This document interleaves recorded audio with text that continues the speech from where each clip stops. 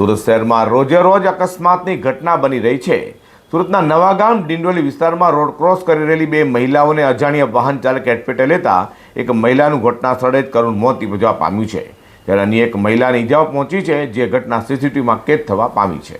સુરતમાં વારંવાર અકસ્માતની ઘટનાઓ બની રહી છે, ત્યાં સુરતના નવાગામ ડિંડોલી વિસ્તારમાં રહેતા 52 વર્ષીય વંદનાબેન મરાઠે શ્રમજીવી જીવન જીવી પોતાના પરિવારનું ગુજરાન ચલાવતા હતા। ગતરોજ તેમની બહેન ઘરે જવા માટે આવી હતી। જમ્યા બાદ વંદનાબેન પોતાની બહેનને વળાવવા માટે ઘરની બહાર નીકળ્યા હતા। બંને મહિલાઓ જ્યારે સુરક્ષિત રીતે રોડ ક્રોસ કરી રહી હતી ત્યારે ફૂટપાથ ઝડપે આવી રહેલા મોપેડ ચાલકે ગફલતભરી રીતે ગાડી હંકારી બંનેને જોરદાર ટક્કર મારી હતી। અકસ્માત એટલો ભયાનક હતો કે વંદનાબેન મરાઠેનું ઘટના સ્થળે જ કરુણ મોત થવા પામ્યું હતું। વધુમાં વંદનાબેને પોતે મહેનત મજૂરી કરી ઘરની આર્થિક જવાબદારી સંભાળતા હતા। તેમના અચાનક નિધનથી પરિવાર સ્તબ્ધ થઈ ગયો છે। ઘર ચલાવનારા મુખ્ય વ્યક્તિના જવાથી પરિવાર હવે નિરાધાર બની ગયો છે।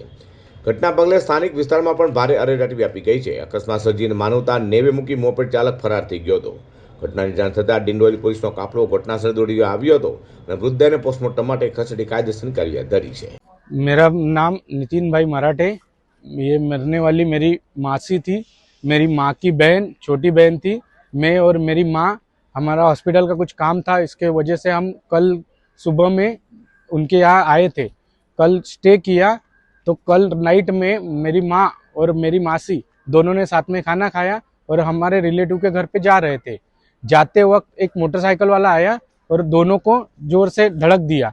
वो धड़कने से मेरी माँ एक साइड में गिरी और मेरी मासी का जोर से धक्का देने से देहांत हो गया है वही जगह पे। तो मेरी माँ ने 2-4 जनों को बुलाया, वहाँ पे ऑटो में डाला और बाबा हॉस्पिटल है, बाबा मेमोरियल हॉस्पिटल, वहाँ पे लेके गए।